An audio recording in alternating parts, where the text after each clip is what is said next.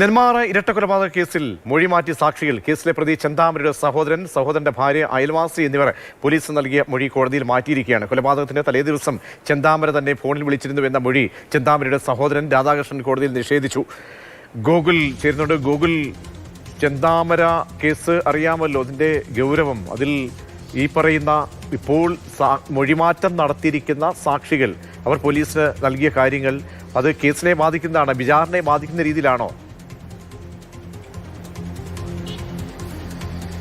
Prosecution പറയുന്നത് ഇത്തരത്തിൽ ഈ 3 പേർ മൊഴി മാറ്റിയതുകൊണ്ട് ഇതൊരു പ്രധാനപ്പെട്ട വിഷയമായി വരില്ല. കാരണം ഈ പ്രധാന തെളിവുകളെ സാധൂകരിക്കുന്ന ചില തെളിവുകളാണ്, അല്ലെങ്കിൽ അതാണ് ഇവരുടെ മൊഴിയിലുണ്ടായിരുന്നത്. പ്രധാനമായും ഈ കൊല്ലപ്പെട്ട സുധാകരനോട് ചെന്താമരയ്ക്ക് ദേഷ്യമുണ്ടായിരുന്നു എന്ന് സ്ഥാപിക്കുന്ന കുറേ സാക്ഷികളുടെ മൊഴിയുണ്ട്. അതിൽ 3 പേരുടേതാണ്.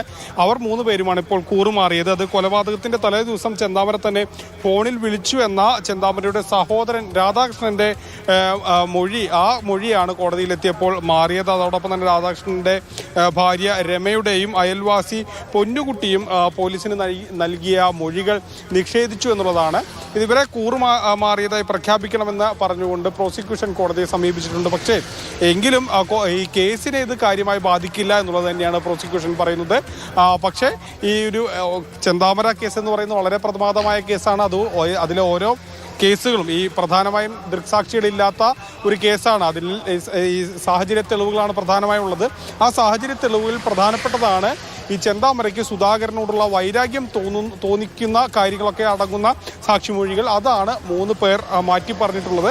ഇവരെ കൂറുമാറിയതായി കാണിക്കണമെന്നുള്ളതാണ് കോടതിയോട് പ്രോസിക്യൂഷൻ ആവശ്യപ്പെട്ടുള്ളത്. ഏതായാലും ഇവരുടെ വിചാരണ കഴിഞ്ഞ ദിവസമാണ് നടന്നത്. ആ സാക്ഷി വിസ്താരത്തിനിടയിലാണ് ഇത്തരത്തിലുള്ളൊരു പരാമർശം 3 സാക്ഷികളുടെ ഭാഗത്തു നിന്നും ഉണ്ടായത്.